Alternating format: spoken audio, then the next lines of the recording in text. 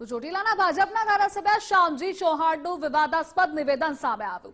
અફેણ માટે પ્રોત્સાહન આપતા હોવાનું આ નિવેદન છે। 500 બંધાણીઓ કહી દે, જિલ્લામાં એક પણ ધારાસભ્ય નહીં જીતે। અફેણ માટે લાયસન્સની વ્યવસ્થા કરી આપે। હોળીના ગઢડા ગામે એક ધાર્મિક કાર્યક્રમમાં આ નિવેદન આપ્યું। તો ધારાસભ્યના આ નિવેદનથી રાજકીય ગરમાવો આવ્યો છે। જો કે વાયરલ વિડીયો અંગે ગુજરાત ફર્સ્ટ પુષ્ટિ નથી કરતું।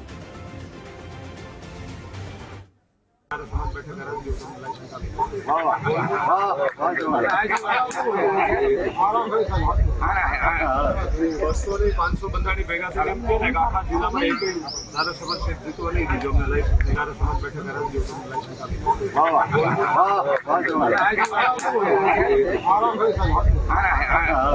બસો ની 500 બંધાણી ભેગા થઈને આખા જિલ્લામાં એક ધારાસભા ક્ષેત્ર નહીં દીધો અમને લાઈસન્સ ધારાસભા બેઠક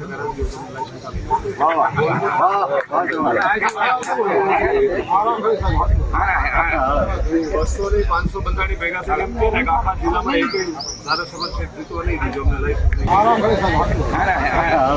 બસો ની 500 બંધાણી ભેગા થઈને આખા જિલ્લામાં એક ધારાસભા ક્ષેત્ર નહીં દીધો અમને બસો ની 500 બંધાણી ભેગા થઈને આખા જિલ્લામાં એક ધારાસભા ક્ષેત્ર નહીં દીધો અમને સંવાદદાતા વિરેન જોડાયેલા છે। વિરેન, શ્યામજી ચૌહાણનું વિવાદાસ્પદ નિવેદન સામે આવ્યું છે, નિવેદન શું?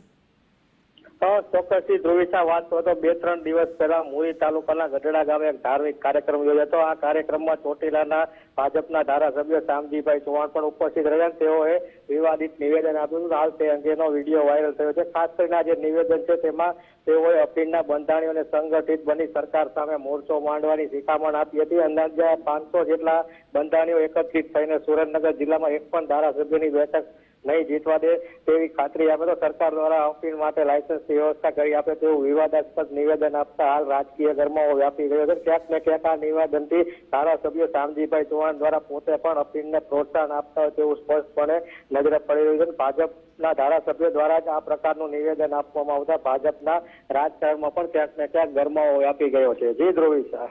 જી વિરેન, જોડાવા બદલ આભાર આપનો।